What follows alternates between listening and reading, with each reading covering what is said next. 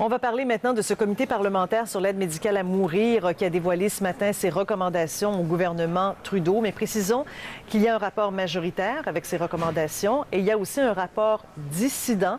Justement, M. Deltel, que vous voyez à l'écran, député conservateur, se joint à ce rapport dissident. Bonjour, Gérard Deltel. Bonjour, Julie Drolet. Alors, pourquoi un rapport dissident? Qu'est-ce qui ne vous convient pas dans ce rapport qui a été déposé, qui élargit finalement le principe de l'aide médicale à mourir? Oui, tout à fait. Mais comme vous le savez, il y a une seule législation au Canada, une seule province au Canada qui a adopté une loi en ce sens, et c'est le Québec.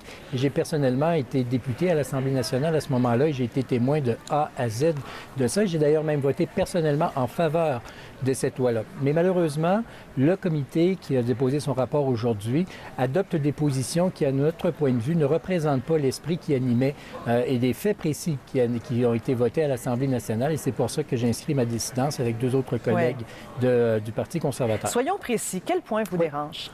D'abord, la question de l'âge. La loi québécoise est très claire. Après 6 ans de consultation, on est arrivé au consensus qu'il faut que ce soit uniquement des adultes consentants, des gens de 18 ans et plus. Or, voilà que le comité ouvre la porte pour que d'ici 3 ans, on puisse permettre à des mineurs d'avoir les soins de fin de vie. Pour nous, c'est une situation qui est beaucoup trop délicate à gérer, qui risque d'être insoluble pour bien des familles, parce que qui va décider? Est-ce que c'est l'enfant? Est-ce que ce sont les parents? Est-ce que ça prend l'accord des parents? Si l'enfant veut, mais les parents ne veulent pas, qu'est-ce qui se passe? Si l'enfant veut, le père veut, mais la mère ne veut pas, qu'est-ce qui se passe? C'est des situations qui nous apparaissent insolubles, et dans sa sagesse, la loi québécoise avait mis ça de côté et offrait uniquement les soins de fin de vie aux gens de 18 ans et plus. Et je vais vous faire remarquer que ce n'est pas uniquement la loi du Québec qui était là-dedans. C'est que l'arrêt Carter de la Cour suprême qui nous a amenés à faire ce travail parlementaire ne touche que les questions des adultes. Donc, c'est un des points. Il y a également la question de la santé psychiatrique. Au Québec, les soins de fin de vie ne s'adressent qu'uniquement aux gens qui ont des problèmes physiques, mais pas les problèmes psychiatriques. Et voilà que le comité, encore une fois, ouvre la porte aux problèmes psychiatriques. Pour nous, c'est beaucoup trop loin parce que la ligne à établir entre la personne qui est vraiment malade de soins psychiatriques et l'autre qui ne l'est pas est tellement tenue et tellement mince que c'est trop difficile. Et encore une fois, dans sa sagesse, l'expérience québécoise avait conclu qu'il fallait mettre ça de côté. Il y a d'autres facteurs aussi, comme par exemple le consentement préalable. Au Québec, le consentement préalable ne doit se faire qu'au moment des soins de fin de vie. Donc, lorsqu'on est sur le point de mourir, qu'on doit offrir, qu'on doit dire si oui ou non on veut avoir les soins de fin de vie, le comité ouvre la porte au consentement préalable. Là, de nouveau, c'est beaucoup trop délicat. Même chose aussi. Mais parlons-en de façon plus précise, M. Deltel, de ce consentement préalable, parce qu'il faut quand même comprendre que l'aide médicale à mourir au Québec, ça s'inscrit, comme vous l'avez dit, dans le cadre de soins de fin de vie. C'est vraiment balisé pour les gens qui sont dans leurs derniers jours et on veut les aider à franchir ce cap-là avec le moins de souffrance possible. Là, ce comité-là, il se penchait sur une autre vision qui est vraiment le droit d'avoir de l'aide à mourir qui ne s'inscrit pas nécessairement dans un cadre de fin de vie. Alors, c'est un pas vers le suicide assisté ici dont on parle là-dedans. Alors, ce qui fait que le consentement préalable, c'est-à-dire quelqu'un qui reçoit un diagnostic très, très grave d'une maladie incurable qui va lui causer de grands, grands préjudices, peut dire, écoutez, si je vais vraiment trop mal, même s'il me reste encore des années à vivre, j'aimerais qu'on puisse m'aider à mettre fin à mes jours. C'est ça l'esprit, finalement. Oui, bien entendu, mais on n'est pas d'accord avec cette position-là.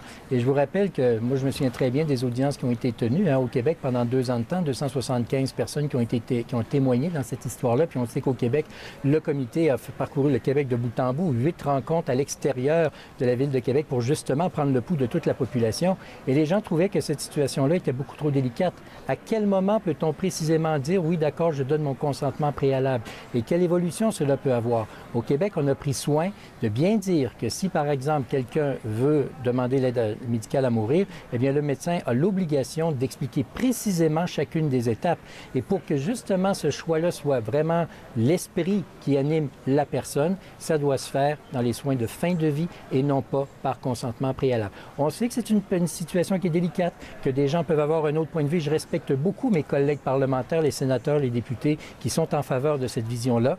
Mais ce n'est pas la vision que je partage. Et je vous rappelle qu'au Québec, il y a 22 députés qui ont voté contre, dont 11 ministres, presque la moitié du Conseil des ministres, qui ont voté contre la loi des soins de vie. Oui, vous parlez de votre respect pour vos collègues sénateurs, parce que les sénateurs conservateurs, eux, ne voient pas les choses de la même façon. Eux, ils ont appuyé ce rapport majoritaire. Tout à fait. Et c'est bien la preuve, Mme Drolet, que notre parti est très ouvert, que notre parti, c'est un choix personnel. Ce n'est pas une ligne de parti qui est guidée par le patron ou qui que ce soit.